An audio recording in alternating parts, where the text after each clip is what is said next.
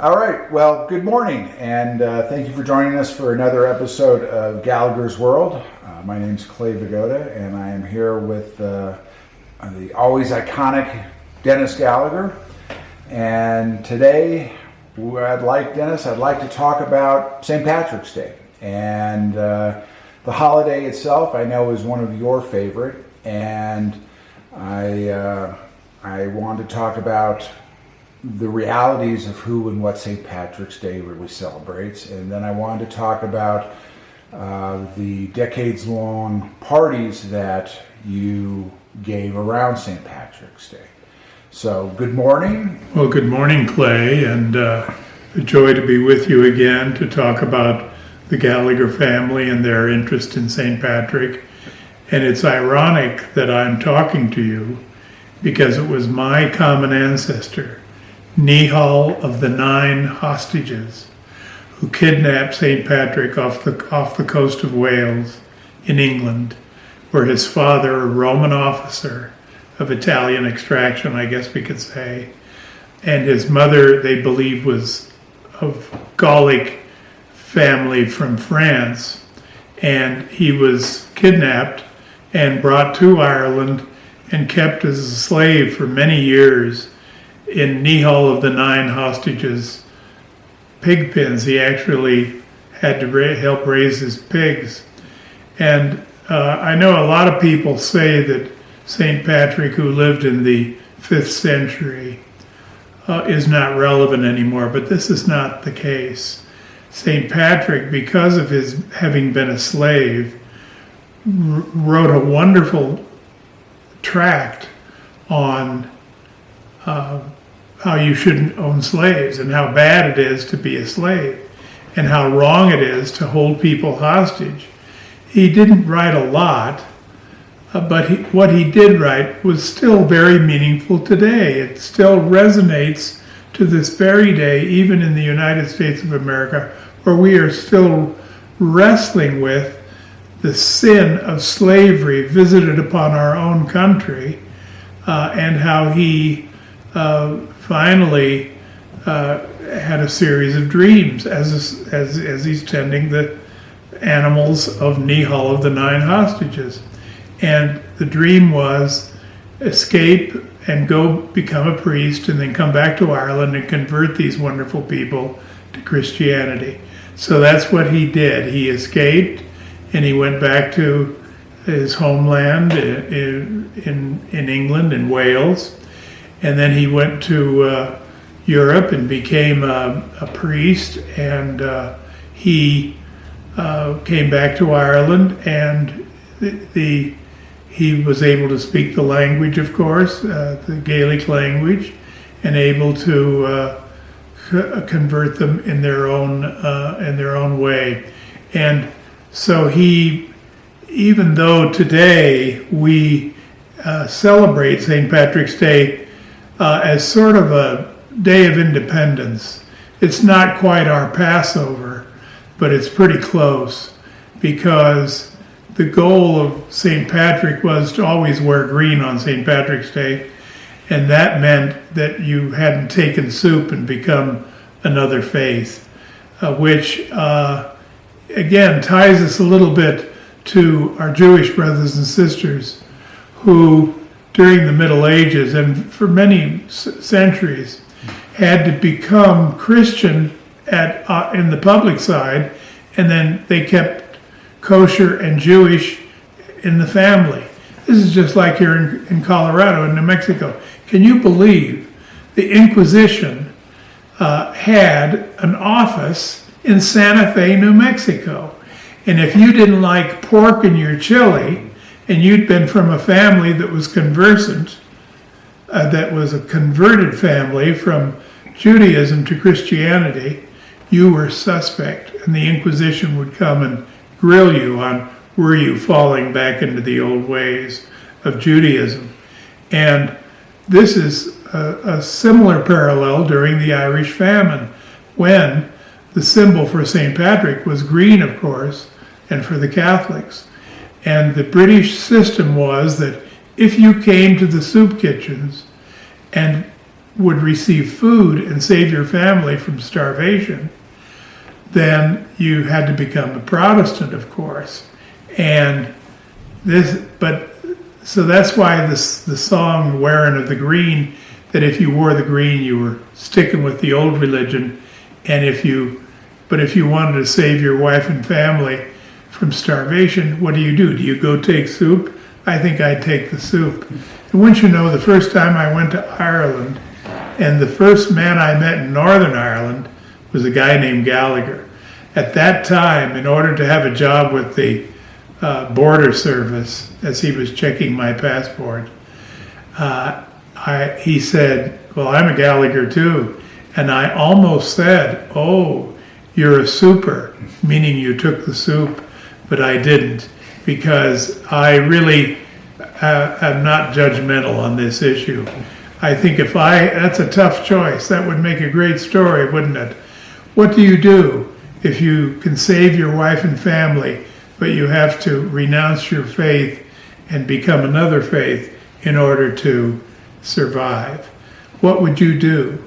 I think I would be like the Jews of Spain who, when they came to America, were Catholic in public and Jewish and kosher at home, and lighting candles on Friday night like all the other Jewish people in the world.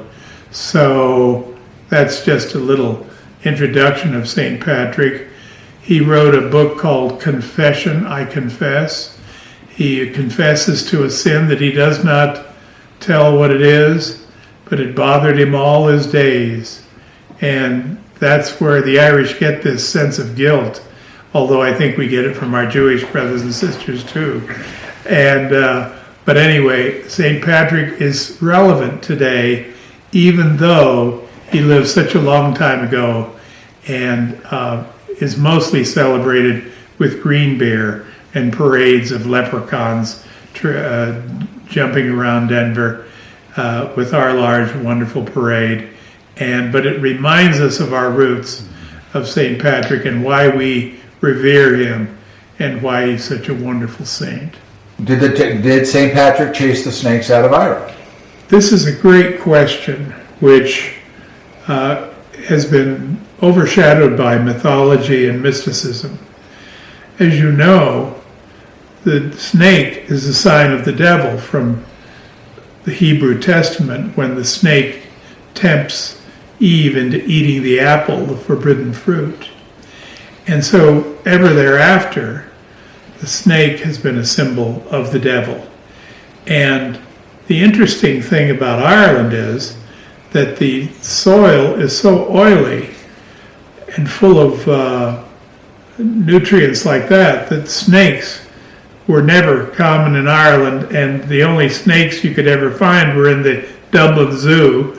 And so that is mythologically speaking, he chased the devil out of Ireland, but not in the form of snakes, as they were cursed to crawl on their bellies along the earth for having tempted Eve to eat the apple, and then she in turn persuading her husband to eat the apple too, and which is the sin that we all make up for because of that. And so it's an interesting legend, but like so many things, it's not based in reality. Good to know. So, Dennis, then let's move on to the iconic party that you held for 4 decades, I guess. I believe so, yes. So let's, tell me how that got going, and how it progressed. Okay, well, as you might recall, my wonderful daughter Megan was an Irish step dancer. She started dancing when she was 5 years old with the McTaggart Irish Step Dancers of Colorado. And anyway, it would be a little chance for people to get to know Irish step dancing.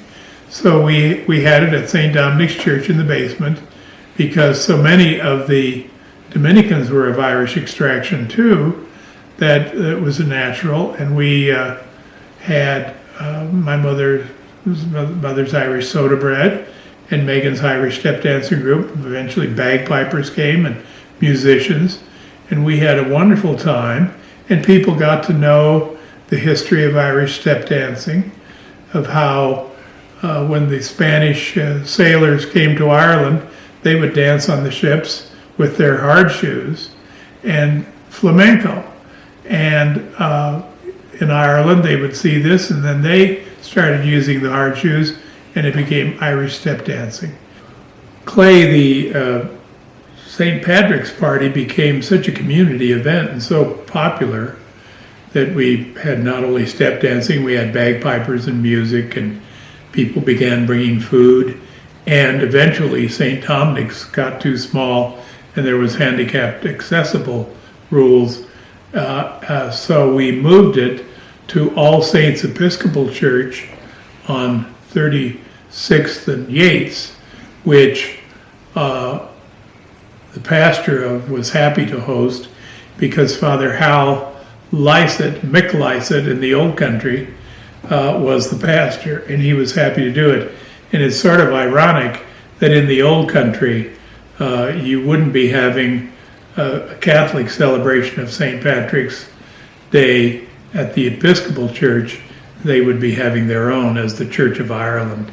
And so I just thought it was so wonderful and ecumenical of Father Lycett to actually host us at this wonderful community event. So then, Clay, we outgrew All Saints Episcopal Church, and then we went to Delmonico Hall on 32nd and Federal. And because we began cooking our own food and serving Irish stew as part of the fare for the party and the community event. And it just went very well, but eventually we outgrew Delmonico Hall, and then we went to Luna's on 38th and Osceola. And Mr. Luna made corned beef and cabbage, and then we eventually outgrew Luna's, and we had to move it to the Police Protective Association, which is where we had it for about the past 20 years, I'd say. So at Delmonico Hall, we began serving food. And while it was just beer and soda bread, I could afford that. But when we went after Luna's to corned beef and cabbage, wonderful corned beef and cabbage, I got such wonderful compliments from Mr. Luna's corned beef and cabbage that it became quite expensive. And thank goodness for John Hickenlooper sending up Gallagher's Cream Stout, which was the beer that he named for me for St. Patrick's Day at the Wine Coop. And he also sent up root beer, kegs of root beer. So we were able to make it through. And then we eventually outgrew Luna's, and we had to move it to the Police Protective Association, which is where we had it for about the past 20 years, I'd say. So, Dennis, one of the things I remember most about your St. Patrick's Day parties, both from having the sheer amount of effort that went into having to work to make it happen, but also the way that people responded to it, was your auction. And the silent auction that you had every single year. Will you tell me about why you did that, and and how that progressed? At Delmonico Hall, Clay, the food got a little expensive, and we initiated my eclectic auction, which also became part of the community celebration as well. And you even see behind here 2 bottles of Irish whiskey, which are for an auction for the Denver Center for International Studies, of which I'm on the board. Did you know they teach Mandarin? And but a little off the subject. But then when we were at Luna's and it went to corned beef and cabbage, the auction helped pay for the corned beef and cabbage dinner that people received. Well, because the food, when we began serving dinner, corned beef and cabbage at Delmonico Hall, and then continuing that at Luna's restaurant on 38th and Osceola. It became necessary to raise some funds to pay for the dinner. And so we used the eclectic auction, which would have 150 items of most interesting curiosity available for people to purchase. And that's what we would use to pay for the food at the dinner. And from Luna's, we went to the Police Protective Association. So Dennis, how many people are we talking about who came? Well, at St. Dominic's, when we first started, there was maybe 200 or 300 people would come and be in attendance. And then when we moved to All Saints, we got 300 and 400. When we moved to Delmonico's Hall, we were 400 and 500. And then we were serving dinner and the kitchen was too small. So that's when we moved to Luna's. At Luna's, we would have 500 and 600 people show up, and that became too small. So we then moved to the Police Protective Association, which we would get an average of 700 to 800, maybe 1,000. But I remember the year my beloved daughter Megan passed away, her dancing division from the McTaggart Step Dancers, the Galway division, danced at the party, and we served over 1,200 dinners that year in her memory, and I thought that was so special. So that's been the history of the St. Patrick's celebration in Denver, and I still get people emailing me and asking, are we going to have the St. Patrick's celebration again this year? And of course, with the coronavirus, we didn't have it, and we haven't had it for a few years. With the exception of Luna's, which had a restaurant license, all of the food at the events were prepared and cooked by volunteers. And that, again, shows you the broad support that the event had in the community, where people would actually come and volunteer to help cook, serve the food, and then clean up after the event. And it became legendary, and the politicos who came to the party and enjoyed it would say, Dennis, how do you pay for this? And I would always then say, the eclectic auction. While I'm talking about the volunteers, there's one volunteer in particular I want to talk about, and that's Don Sully, who was my assistant and deputy auditor at the auditor's office for many years and worked with me when I was on city council, was my assistant there. And she oversaw not only the cooking, but she also oversaw the auction, which paid for the cooking. And I want to pay a special thanks to her for the many years of service that she was able to provide for this wonderful event. And I thank you, Don, for all your years of service and what great effort you made, but also what great joy it brought to the community. Dawn Sully would start collecting auction items in January, and her back room of her house would fill up with auction items for the St. Patrick's auction every year. And we had something for everyone. We had Breck and Mary Lynn Grover, who gave condominium space and time up in Breckenridge. And then we had Walter Eisenberg at the Oxford Hotel, who would give a night or two at the Oxford Hotel. We had high-end items like that, as well as pictures painted by a Grandma Moses type character right here in North Denver. And we had restaurants who gave dinners, and it was wonderful. It was a wonderful community builder, and it had high-end items, and then it also had items that average income people, the average property taxpayers in North Denver could actually put a bid in on.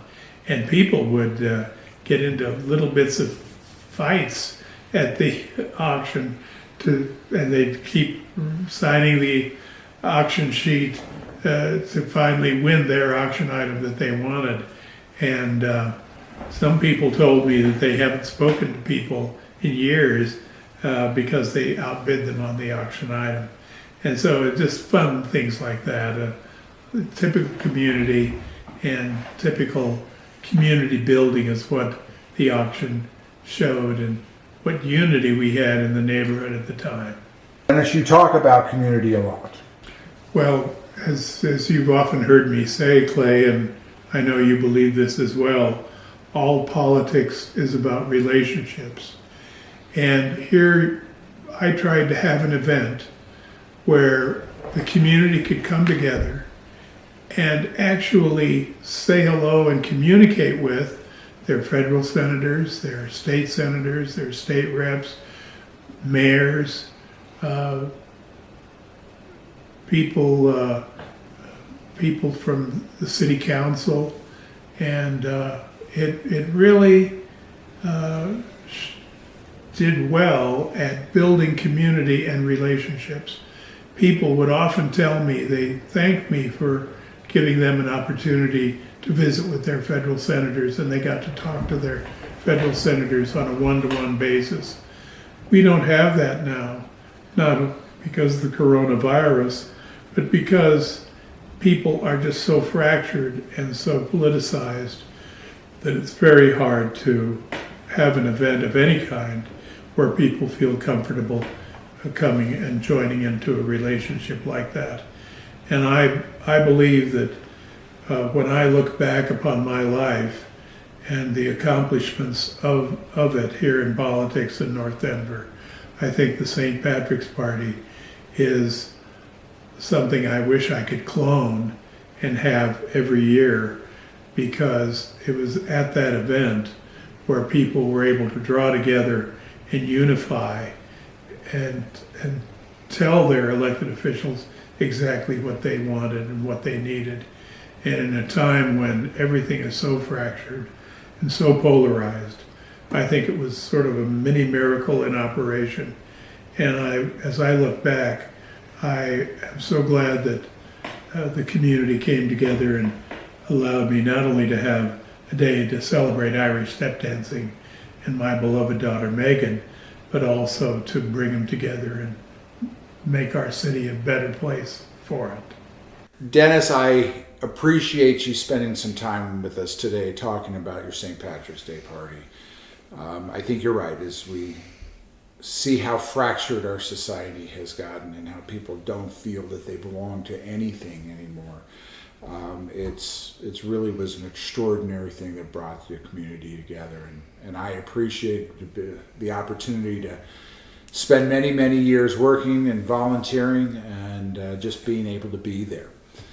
That will conclude this episode of Gallagher's World. Next week, you can look for Dennis to be discussing calligraphy, and I hope you're enjoying our little experiment in podcasting, and we welcome your comments at dgallaghers.world@gmail.com or on Facebook. And Dennis, I know, is spending time getting back to people directly, and so if you'd like to talk to him, please reach out. Dennis, again, thank you. Thank you, Clay.